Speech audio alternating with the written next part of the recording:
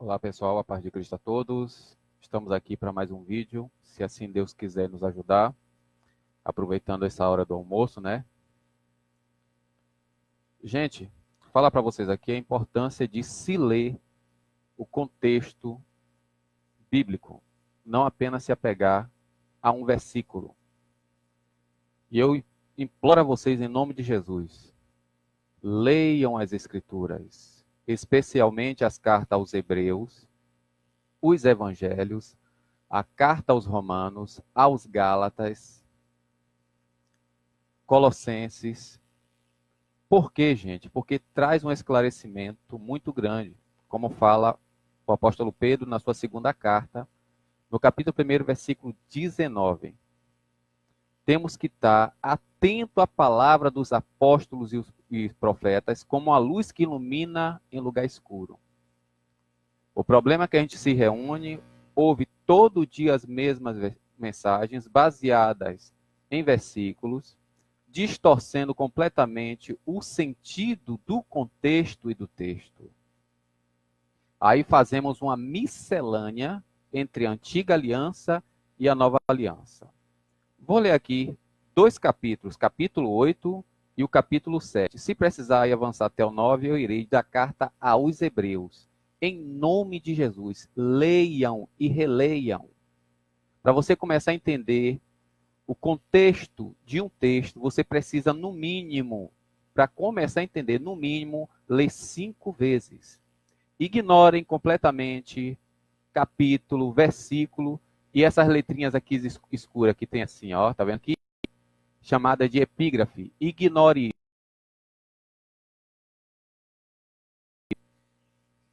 Leia todos ignorando as epígrafes, capítulo e versículo, porque quando foi escrito não tinha isso. Isso aqui foi colocado para facilitar a busca, só que tem sido armadilha para muitos, que acaba não lendo o contexto. Vamos lá, Hebreus capítulo 7. Lembrando que o capítulo 7 é continuação dos capítulos anteriores, que é o 3, o 4, o 5 e o 6. Mas eu vou pegar daqui, que é o mais importante aqui neste momento para esse vídeo. Ó. Este Melquisedeque, de fato, rei de Salém, sacerdote do Deus Altíssimo, ele saiu ao encontro de Abraão quando este regressava do combate contra os reis e os abençoou. Foi a ele que Abraão entregou o dízimo de tudo, e seu nome significa, em primeiro lugar, rei de justiça, porque Melquisedeque em hebraico é Meler, rei, Sedeque, justiça, de justiça. E depois, rei de Salém, que é Jerusalém, né? Quer dizer literalmente em hebraico Shalom, paz. O que quer dizer rei de paz? Sem pai, sem mãe, sem genealogia, nem princípio de dias, nem fim de vida. É assim que se assemelha o Filho de Deus. Veja bem, quer dizer que Melquisedeque aqui era superior a Abraão. Aqui também está dizendo no versículo 3 que Jesus, semelhantemente, é superior a Abraão, né? Semelhante ao Filho de Deus e permanece sacerdote eternamente. Vê depois a grandeza deste homem, a quem Abraão, o patriarca, entregou o dízimo da melhor parte dos despojos. Aqui, muito importante, presta atenção, versículo 5. Ora, os filhos de Levi, chamados aos sacerdotes, devem, segundo a lei, cobrar dízimo do povo. Sacerdote dava ou recebia dízimo? Nós somos sacerdotes ou somos meros membros? Apocalipse capítulo 1 e 1 Pedro capítulo 2. Ora, os filhos de Levi, chamados ao sacerdócio, devem, segundo a lei, cobrar o dízimo do povo, isto é, de seus irmãos, embora sejam também eles descendentes de Abraão. Algum de vocês aí é descendente de Abraão? Para dar ou receber dízimo? Aquele, porém, embora não figure em sua genealogia, submeteu Abraão ao dízimo. Por isso que é bom você ler mais de 5 vezes o texto. Ó. Aquele, quem, Melquisedeque, embora não figure em sua genealogia, né, você não acha genealogia, submeteu Abraão ao dízimo e abençoou o portador das promessas. Entendeu? Quem era o portador da promessa? Abraão. Mas quem era superior? Melquisedeque, a ponto de Abraão dar o seu dízimo. Os que aqui recebem dízimo são mortais. Ora, é fora de dúvida que o inferior é abençoado pelo superior. Além do mais, os que recebiam dízimo são mortais, ao passo que ali se trata de alguém do qual se diz que possui vida. E, por assim dizer, na pessoa de Abraão, submeteu ao dízimo até mesmo Levi, que recebe o dízimo, pois ele ainda estava nos rins do seu pai quando se deu o encontro com Melquisedeque. Veja bem, aqui está falando que só Levi é quem recebe o dízimo, mas ele é inferior a Melquisedeque, visto que ele ainda estava nos lombos de Abraão. Veja bem, nem Jacó, que era o pai direto de Levi, havia nascido, entendeu? Piorou o próprio Levi, que era inferior a Abraão e Abraão inferior a Melquisedeque. Portanto, se a perfeição for atingida pelo sacerdócio levítico, pois é nele que se apoia a lei dada ao povo, a perfeição, tá vendo? Que necessidade haveria de outro sacerdote segundo a ordem de Melquisedeque e não segundo a ordem de Arão? Mudando o sacerdócio, necessariamente se muda também a lei. Vou repetir, Hebreus capítulo 7, 12, 11 e 12. Portanto, se a perfeição for atingida pelo sacerdócio levítico, pois é nele que se apoiava a lei dada ao povo, que necessidade haveria de outro sacerdote, segundo a ordem de Melquisedeque, e não segundo a ordem de Arão? Mudando o sacerdócio, necessariamente se muda também a lei. Porque a gente fica misturando a antiga aliança com nova aliança, pegando prática da antiga aliança, querendo colocar na nova aliança. Ora, aquele que tem um texto citado se refere que pertencia a outra tribo da qual membro algum se ocupou com o serviço do altar.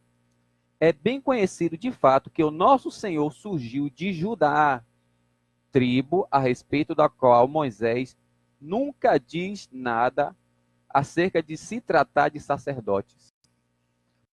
Ainda se torna isto quando se conclui outro sacerdote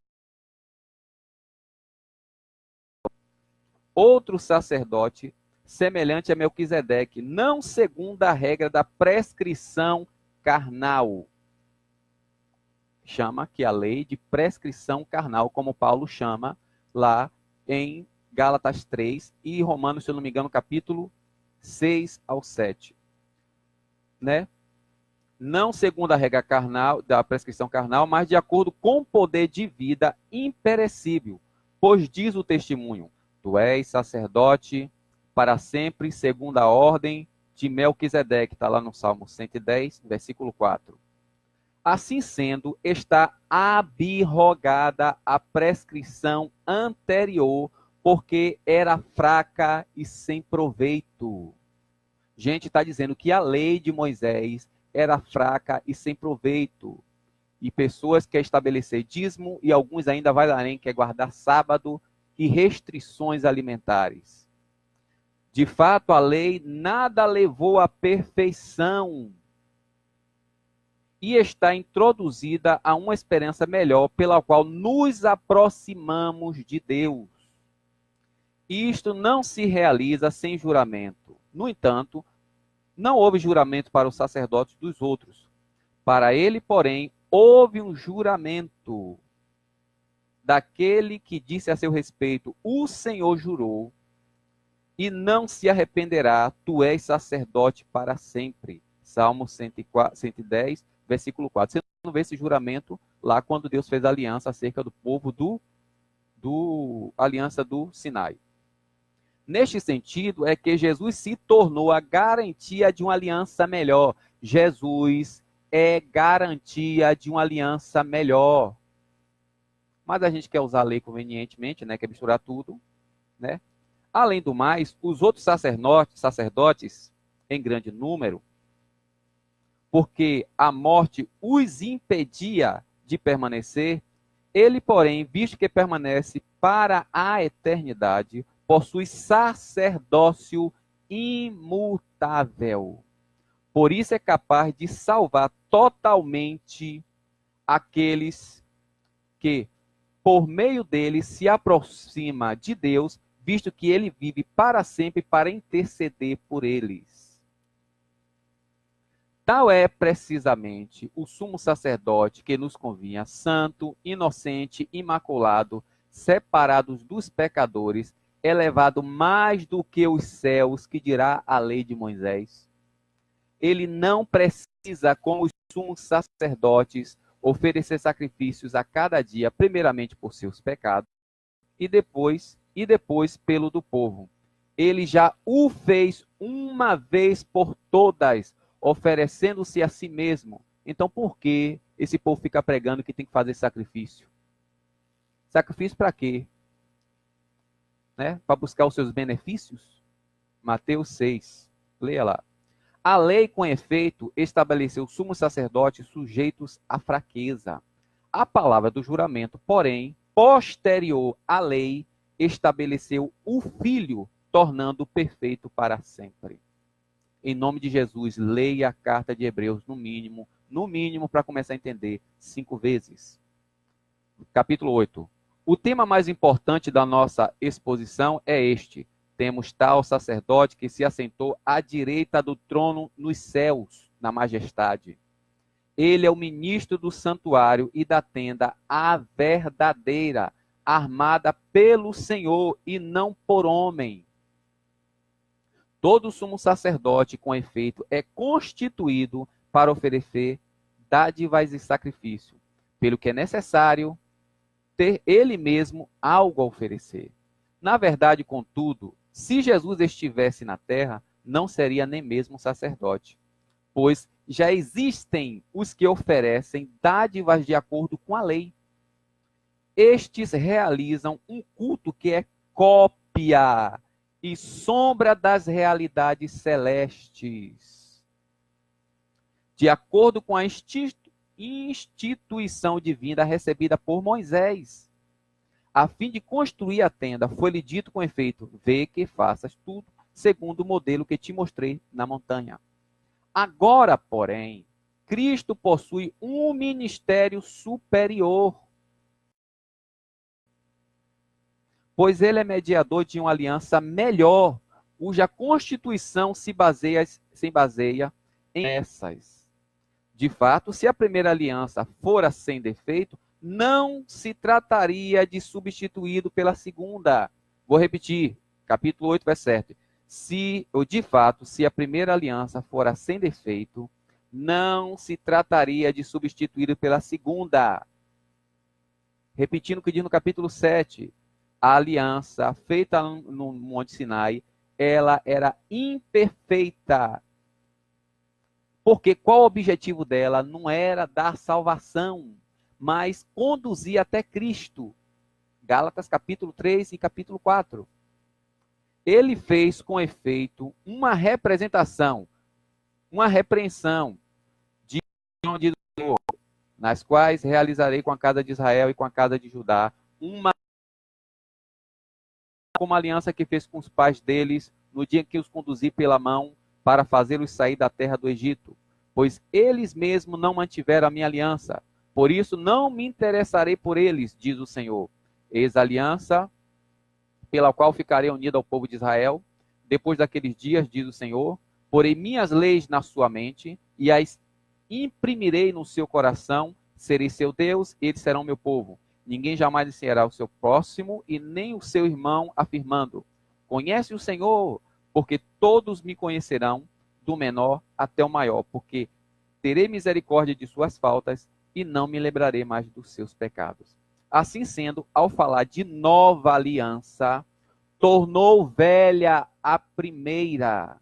Ora, o que se torna antigo e envelhece está prestes a desaparecer. Vou entrar no capítulo 9, carta aos Hebreus. Diz assim, ó: também a primeira aliança tinha como ritual ritual para o culto do santuário terrestre, pois instalou-se uma tenda, a primeira tenda, chamada Santo, onde se encontrava o candelabro, a mesa dos pães da preposição.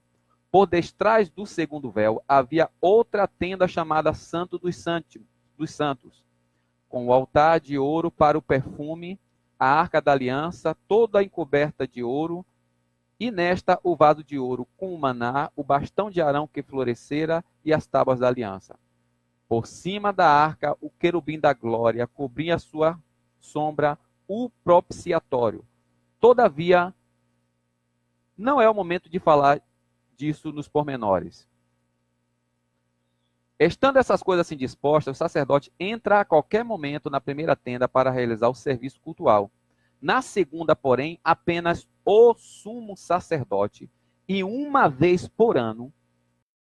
Isso não acontece sem antes oferecer sangue por suas faltas. O Espírito Santo quis mostrar com isso que o caminho do santuário ainda não havia sido aberta enquanto existisse a primeira tenda. Por isso que a gente precisa entender, gente, essas práticas que é feita nos templos que nós chamamos de igreja, é uma confusão derivada do catolicismo romano que nada tem a ver com o Novo Testamento. O Espírito Santo quis mostrar com isso que o caminho do santuário não estava aberto enquanto existia a primeira tenda. Há nisso um símbolo para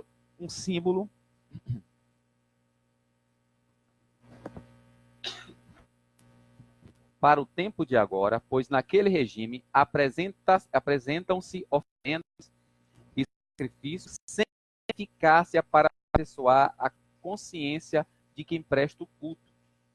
Tudo são ritos carnais. Veja bem, sempre a carta aos Hebreus dos Gálatas Romanos chama a lei de carnal. Referente a alimentos e bebidas, abluções diversas e impostos somente até o tempo da correção. Cristo, porém, veio como sumo sacerdote dos bem-vindouros. Ele atravessou uma tenda maior e mais perfeita, que não é obra de mãos humanas, entendeu? Não foi feito por Moisés lá no deserto, nem por Salomão lá em Jerusalém. Ele atravessou uma tenda maior e mais perfeita, que não é obra de mãos humanas, isto é, que não pertence a esta criação. Entrou uma vez por toda no santuário, não com sangue de bodes e de novilhos, mas com o próprio sangue, obtendo redenção eterna. De fato, se o sangue de bode e de novilhos e a cinza da novilha espalhados sobre seres ritualmente impuros, o santificada, purificando seus corpos, quanto mais o sangue de Cristo, que pelo Espírito Eterno se ofereceu a si mesmo, a Deus como vítima sem mancha, há de purificar nossa consciência das obras mortas, para que prestemos culto ao Deus vivo. Versículo 15 diz assim, ó: eis porque ele é mediador de uma nova aliança. Amém? Vou parar por aqui. Então, gente, quando a gente começa a ler as Escrituras, não é apenas usá-la para ir para a igreja, que nós chamamos de igreja, que eu vou fazer um vídeo daqui a pouco, falando sobre o que significa a igreja. Então, quando a gente começa a estudar, ler a palavra, a nossa mente começa a ser renovada e esclarecida. O que é uma coisa esclarecida? É algo que está sendo iluminada. E a partir do momento que é iluminada, a gente consegue enxergar por causa do reflexo da luz. Por isso que toda a Escritura, desde a antiga aliança, a nova aliança, Deus, os profetas e os apóstolos nos exorta a estar constantemente examinando as Escrituras. Não é merendando versículos. É lendo e relendo. Como é que você entende um filme assistindo uma vez só? Só se você for superdotado ou já conhecer o assunto do filme. Você precisa assistir várias vezes, do começo ao final, prestando atenção para entender. E tem muitas coisas que toda vez que você assiste, você vai descobrindo coisas novas. Aqui para encerrar esse vídeo, 2 Pedro, capítulo 2, versículos 19, 20 e 21, diz assim: temos também por mais firme a palavra dos profetas, a fazeis bem em recorrer como a luz que brilha em lugar escuro, até que o dia raie e surja a estrela d'alva em vossos corações. Antes de mais nada, sabei isto: nenhuma profecia da Escritura resulta de particular interpretação, pois que a profecia jamais veio por vontade humana, mas os homens, impelidos pelo Espírito Santo, falaram da parte de Deus. Amém? Então, essa história de pegar coisas da antiga aliança e colocar para a gente praticar convenientemente, gente, é só você estudar. Leia a carta de Números, Deuteronômio, né? O livro do Números, Deuteronômio. Quem recebia dízimo? Hebreus 7, eu falei aqui nesse instante, eram os filhos de Levi. Quem eram os filhos de Levi? Eram os diáconos dos filhos de Arão. Arão servia dentro do templo, comia dos altar, aquilo que não era queimado totalmente no templo, ele teria a parte dele, está lá em Números capítulo 18. E os outros levitas, que eram seus diáconos, auxiliares, né, ajudantes, que trabalhavam fora do templo, vivia dos dízimos e da oferta. Em Números 18, diz que eles tiravam primeiro o dízimo dos dízimos para dar aos filhos de Arão como primícia, já que eles não trabalhavam na lavoura, não criavam animais. Então, o dízimo dos dízimos que ele tirava, eles tinham que ter muita precisão para separar 10%, para entregar para os filhos de Arão. E aí alimentavam órfãos, viúvas e quem estivesse peregrinando, ou seja, para que ninguém padecesse necessidade em Israel. Só os filhos de Levi que deveriam receber dízimo. Filhos de Levi, está lá em Hebreus capítulo 7, que eu li anteriormente.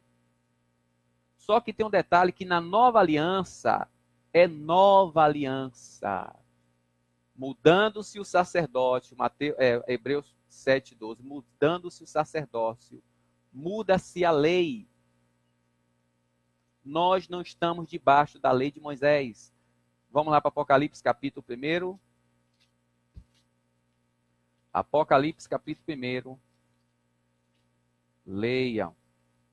Versículo 4 diz assim: João, às 7 igrejas que estão na Ásia, a vós graça e paz da parte daquele que é, daquele que era e daquele que há de vir, da parte dos 7 espíritos que estão diante do trono de Deus e da parte de Jesus Cristo, a testemunha fiel, o primogênito dos mortos, o príncipe dos reis da terra, aquele que nos ama e que nos lavou de nossos pecados com seu sangue e fez-nos sacerdotes e reis para Deus. Sacerdotes e reis. Sacerdote na antiga aliança dava dízimo, rei paga imposto. Entendeu, gente? Então o povo mistura tudo. A Bíblia diz, tanto na Antiga e no Novo Testamento, que não devemos amordaçar a boca do boi que debulha o trigo. Aquele que trabalha ensinando deve receber um sustento que dê para manter ele e a sua família. Não é para enriquecê-lo e ele charlar com dinheiro que deveria ir para sustentar os necessitados. Volto a dizer, vou ler aqui de novo em Hebreus para encerrar. Hebreus capítulo 7. Todos os versículos que falam sobre dízimo, é só você ler o contexto, prestar atenção no contexto histórico, o contexto textual e o contexto panorâmico, que não tem nada a ver. Entendeu? Hebreus capítulo 7, vou ler aqui de novo para vocês. Diz assim, ó.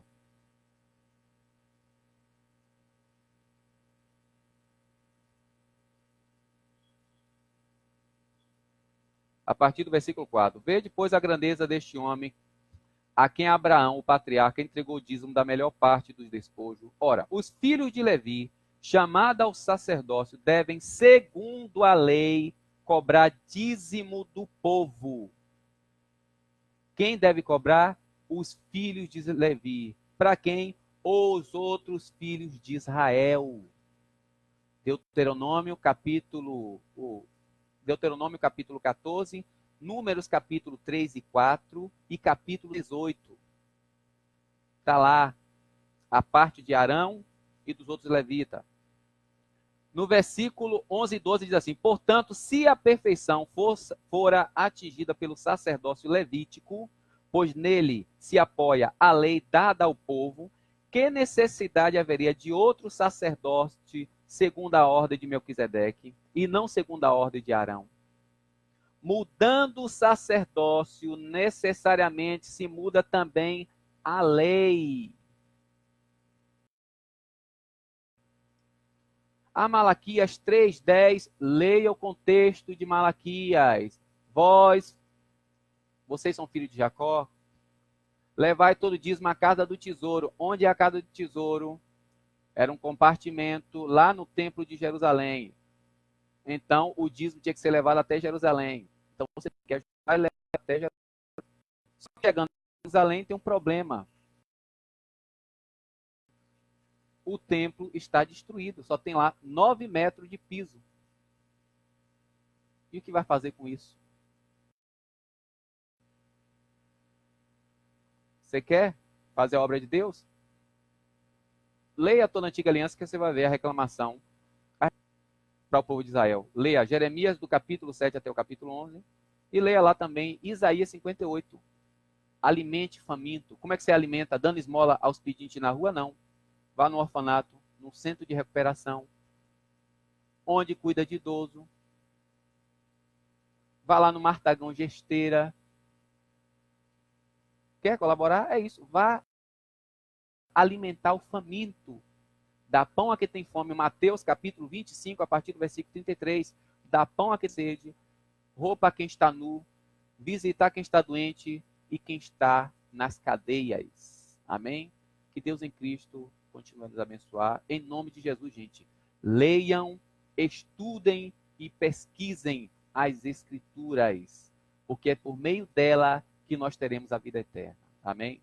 Deus em Cristo continue a abençoar.